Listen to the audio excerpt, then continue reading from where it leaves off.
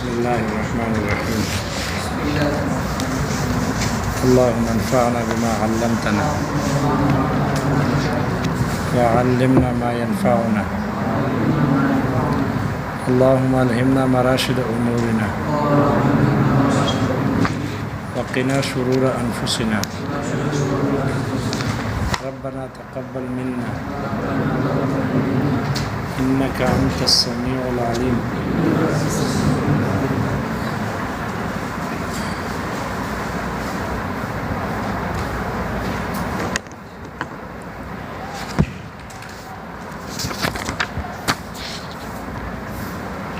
عام کے الفاظ میں سے ہیں لفظ کل.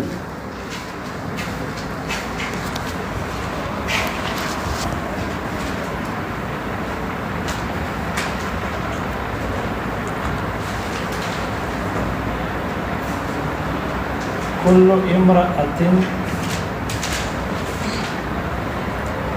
أتزوجها فهي طالب.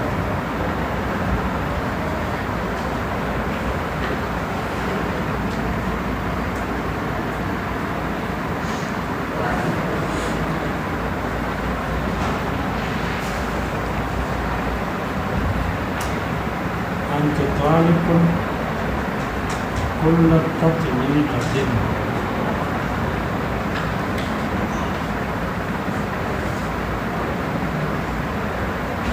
كل تطليقة.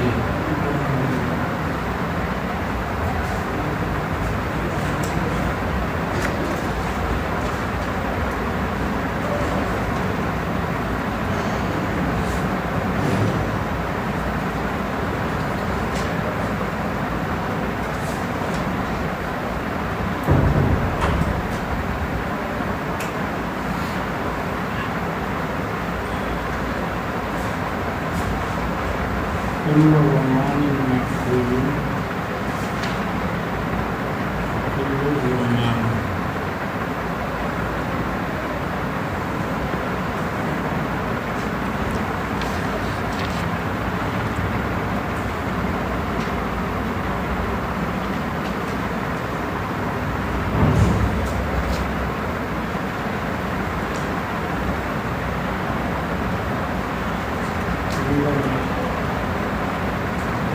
تزوجت.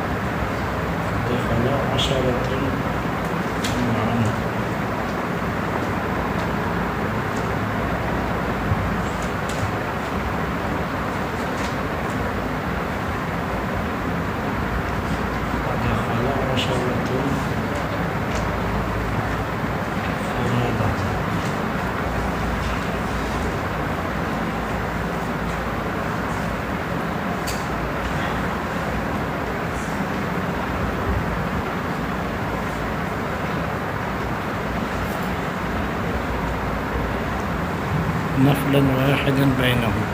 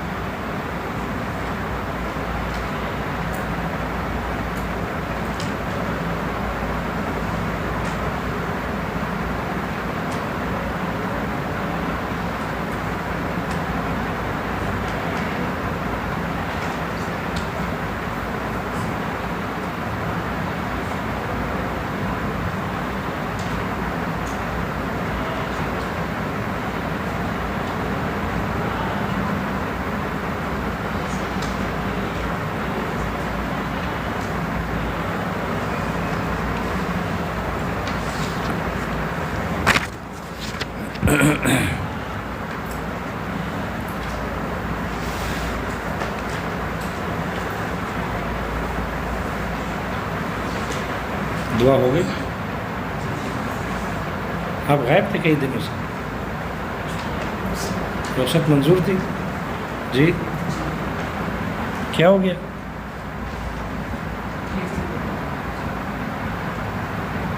اب کچھ گزارا ہو گیا؟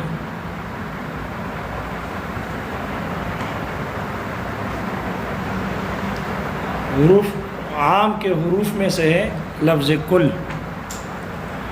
مصنف کہتے ہیں لفظ کل لإحاطة الافراد، افراد کے احاطہ کرنے کے لیے آتے ہیں.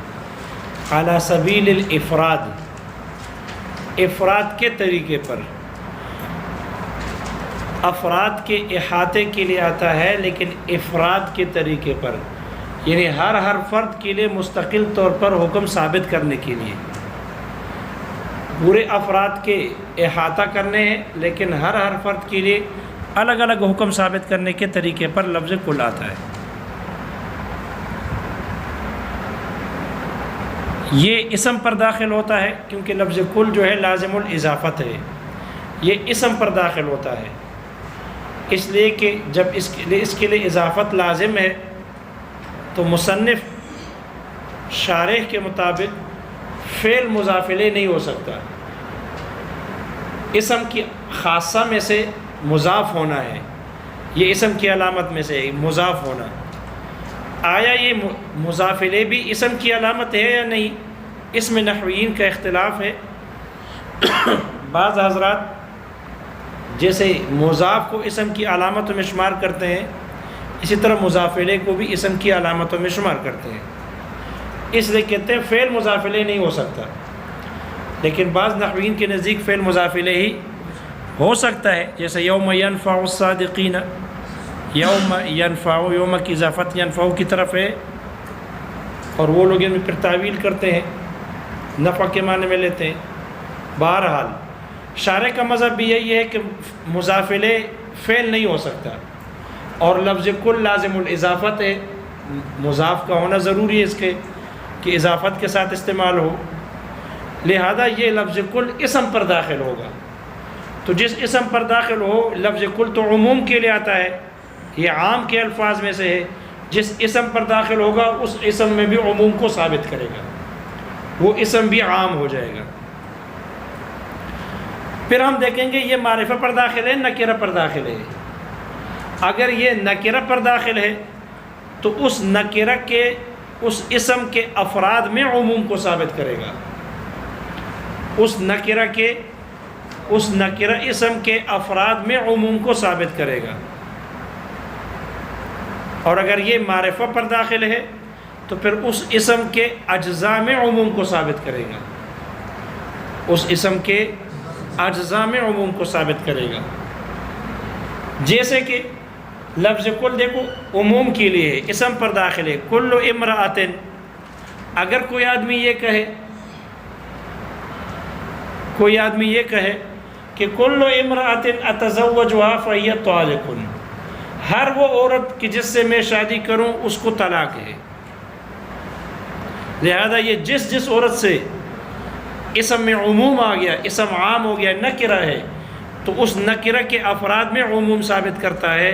اس لیے جس عورت سے نکاح کرے گا، شادی کرے گا، اس سے کیا ہوگی؟ طلاق واقع ہوتی جائے گی۔ اگر 50 عورتوں سے نکاح شادی کرے گا تو 50 عورتوں کو کیا ہوگی؟ طلاق ہوگی۔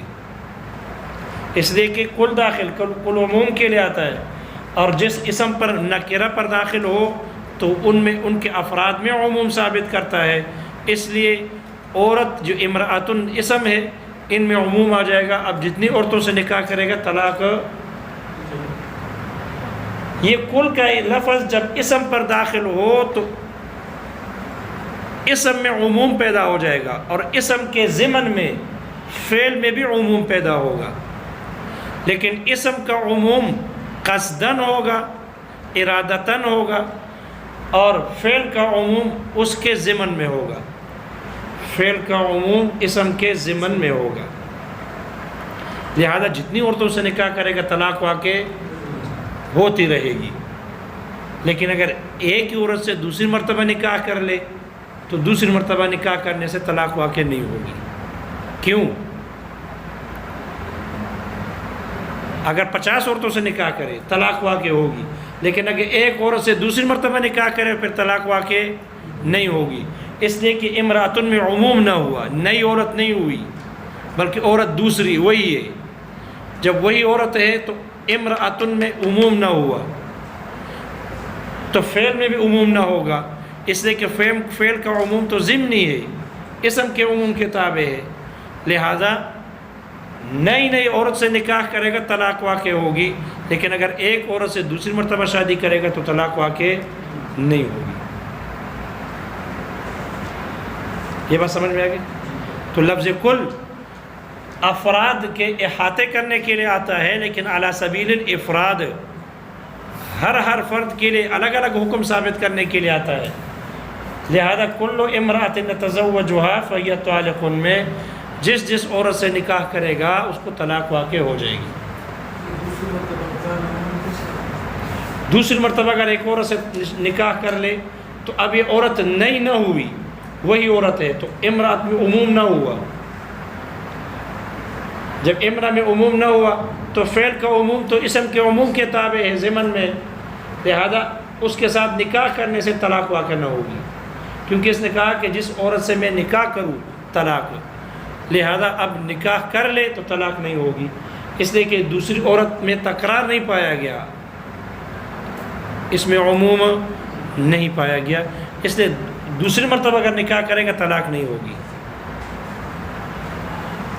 امرأۃ میں عموم ہے لیکن ہر عورت کے لیے الگ الگ ہے۔ اب جب دوبارہ اسی عورت کے ساتھ کرے گا تو اب یہ تو نئی تو نہیں ہے نا، یہ تو وہی پرانی والی ہے، لہذا یہ اس میں عام نہ ہوگا. جب عام نہ ہوگا تو پھر اس میں نکاح کرنے سے طلاق بھی نہیں ہوگی. اگر نکرہ پر داخل ہو تو افراد میں عموم ثابت کرتا ہے، اور اگر معرفہ پر داخل ہو تو اجزاء میں عموم کو ثابت کرتا ہے. جیسے کہ اس مثال میں ہے، اگر کوئی اپنی بیوی کو کہے آدمی انت طالق کل تطلیقۃ، کل نکرہ پر داخل ہے، لہذا طلاق کے افراد میں عموم آ گیا. تو طلاق والی ہے، تجھے طلاق ہے، طلاق کے ہر فرد کے ساتھ. تو طلاق کے کتنے افراد ہیں؟ 3 ہیں.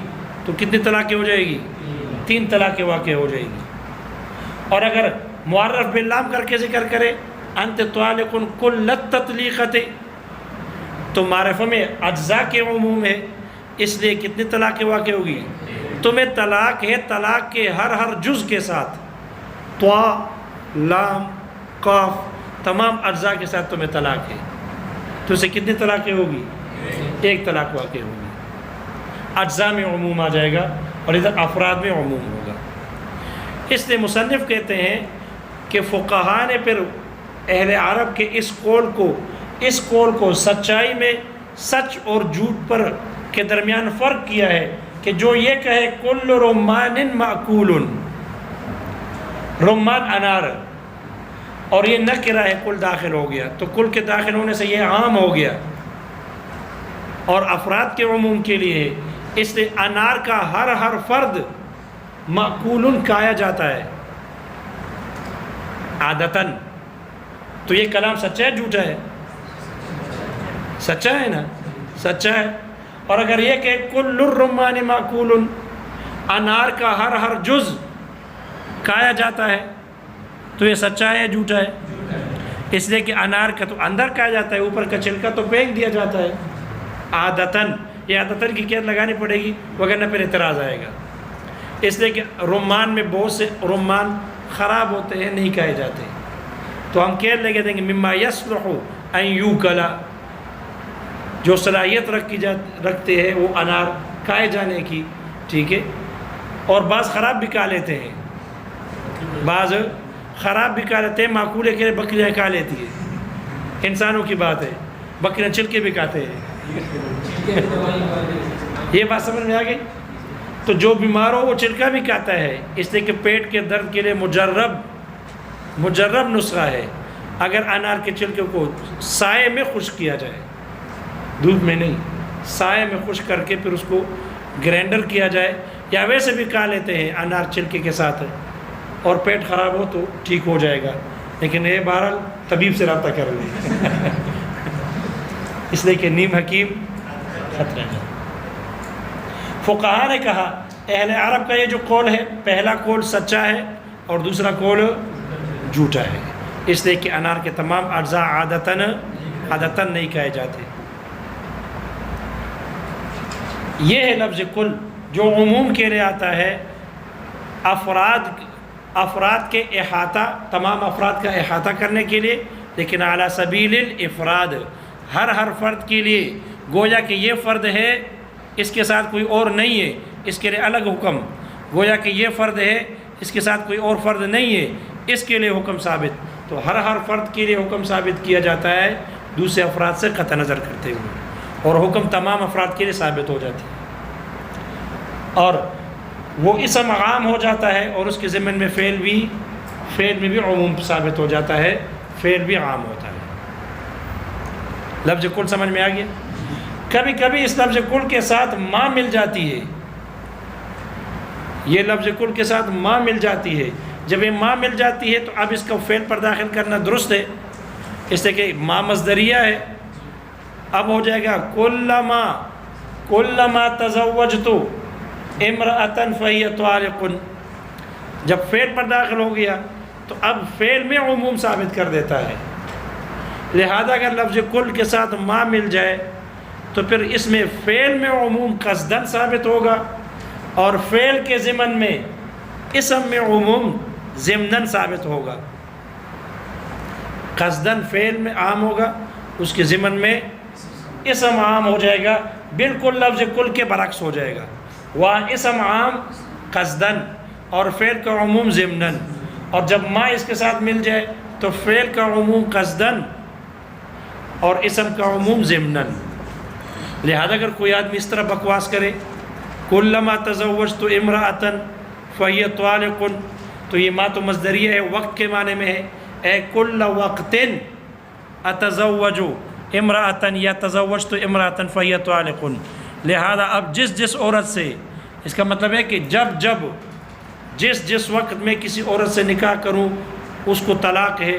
لہذا اب جتنی عورتوں سے نکاح کرے گا طلاق واقع ہو جائے گی، چاہے ایک عورت سے 50 مرتبہ کرے اور یا چاہے 50 عورتوں سے کرے، یک کے بعد دیگرے، طلاق واقع ہوتی جائے گی، اس لیے کہ فعل میں عموم ہے. اب اگر ایک عورت سے نکاح کرنے کے بعد طلاق واقع ہو گئی، دوبارہ اسی سے کر رہا ہے نکاح، تو فعل میں تکرار آ گیا نا. جب فعل میں تکرار آ گیا تو اگرچہ عورت میں تکرار ہے، عورت پرانی ہے، لیکن اسم کا تکرار یہ عموم ضمنن ہے، فعل کا تکرار قصدن ہے. لہذا فعل میں تکرار آ گیا، فعل عام ہو جاتا ہے. اس لیے ایک عورت سے کئی مرتبہ نکاح کرے تب بھی طلاق، اور اگر ایک عورت کے بعد دوسری عورت سے نکاح کرے، جتنی عورتوں سے نکاح کرے گا طلاق واقع ہو جائے گی. اس لیے اگر مولوی کے پاس مسئلہ جائے نا، مولوی ڈائریکٹ قسم دیتا ہے کلما کی، یہ ہے وہ کلما کی طلاق کہ سامنے کا والے کا بیڑا غرق کر دیتے ہیں. سادی سی طلاق لو تو ایک طلاق ہو جائے گی، 2 طلاق ہو جائے گی، یا زیادہ سے زیادہ جو موجودہ بیوی ہے 3 طلاق مغلظہ کرا کر یہ نکل جائے گی نکاح سے. لیکن جب مولوی بدماش کے پاس وہ مسئلہ جاتا ہے نا تو وہ اس سے بھی محروم کر دیتا ہے اور زندگی بھر کے لیے اس کو کیا کر دیتا ہے، باندھ دیتا ہے، کلما کی طلاق دلواتا ہے. اس لیے بڑی خطرناک طلاق ہے. اگرچہ اس کا بھی ہیلہ فقہا نے نکالا ہے، ہیلہ ہے، لیکن بہرحال تھوڑی سی مشکل ہے. فعل میں عموم قصدن ثابت ہوگا، فعل بھی عام ہوگی اور اس کے ضمن میں اسم بھی کیا ہو جائے گی، عام ہو جائے گی. اس لیے کہ لفظ کل عموم کے لیے، عام کے لیے عموم ثابت کرنے کے لیے آتی ہے. اس سے افعال میں اور اسماء میں کیا ہو جاتی ہے، عموم ثابت ہوتی ہے. یہ ہے لفظ کل. دوسرا عموم کے الفاظ میں ہے لفظ جمیع. لفظ جمیع بھی افراد کے احاطے کے لیے آتی ہے، تمام افراد کو احاطہ کرنے کے لیے، لیکن علی سبیل الاجتماع، علی سبیل الشمول، علی سبیل الشمول والاجتماع، انفراد کے طریقے پر نہیں جیسے کہ کل میں ہوتا ہے. کل میں بھی تمام افراد کے احاطے کے لیے لیکن ہر ایک کے لیے الگ الگ، اور لفظ جمیع تمام افراد کے احاطے کے لیے لیکن اکٹھے ایک ساتھ، ہر ایک کے لیے الگ الگ نہیں. ہر ایک کے لیے الگ الگ حکم ثابت اس کے لیے نہیں آتی بلکہ تمام افراد کے لیے. اس لیے لفظ جمیع کا جو مابعد ہوگا، لفظ جمیع کا جو مابعد ہے وہ جن افراد پر صادق آئے گا ان تمام کے لیے ایک ہی وقت میں حکم ثابت ہوگا. سب کے لیے مجتمعتاً، مجموعہ من حیث المجموعہ حکم ثابت ہوگا. ہر ایک کے لیے علیحدہ علیحدہ حکم ثابت ہے. لفظ جمیع اس کے لیے نہیں، انفراد کے طور پر نہیں آتا بلکہ علی سبیل الاجتماع آتا ہے.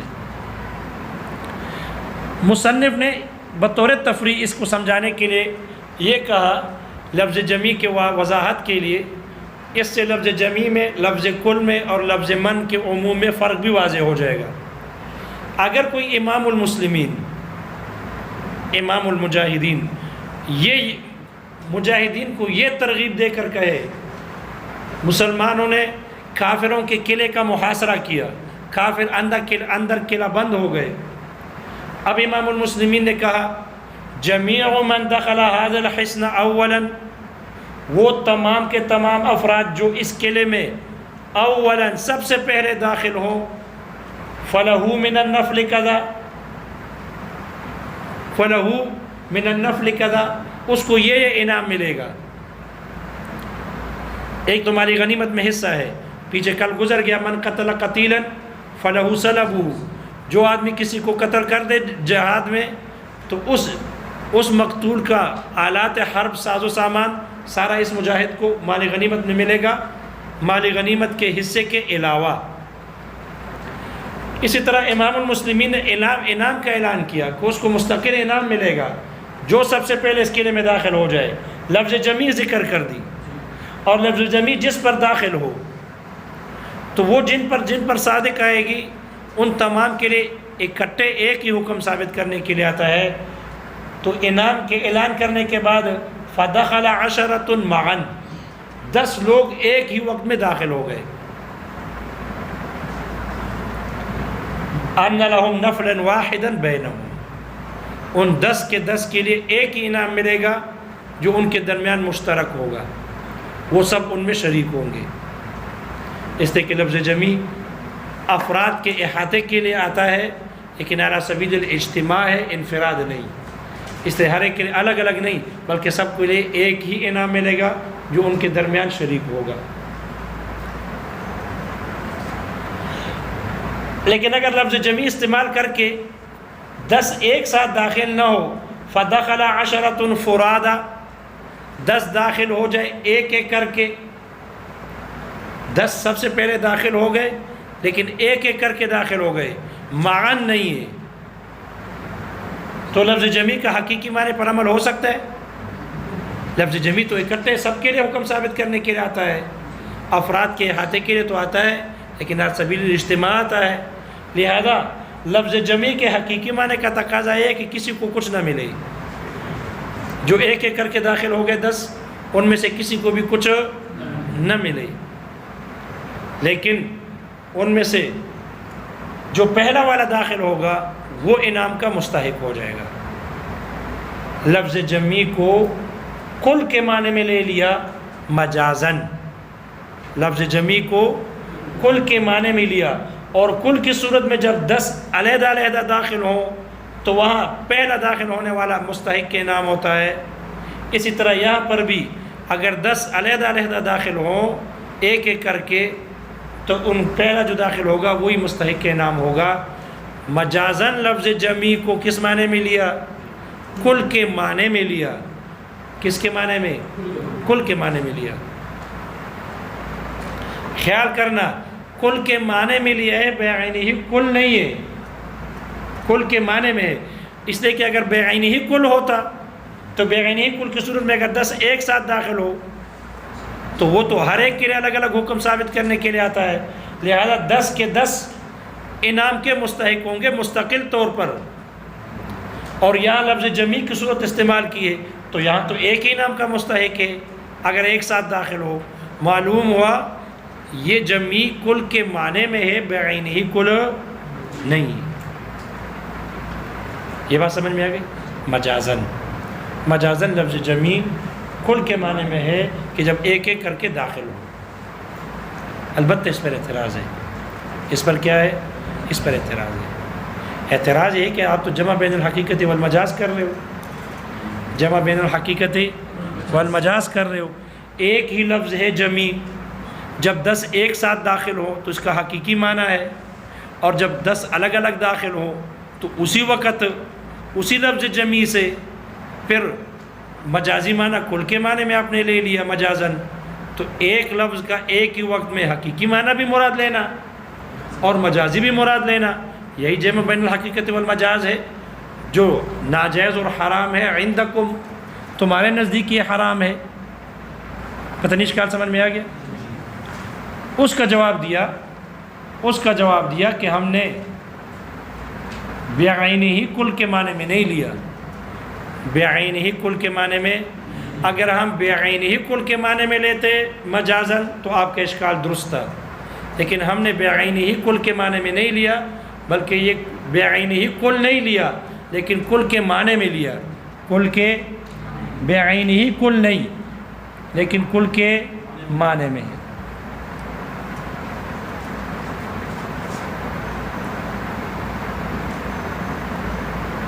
اس لیے جب یہ بعینہ ہی کل نہیں ہے بلکہ کل کے معنی میں ہے، اس لیے جمع بین حقیقت والمجاز کا اعتراض درست نہیں ہوگا، بلکہ یہاں کل کے معنی میں ہے، یعنی یہاں مجازن عموم مجاز کے طور پر ہم نے لیا ہے.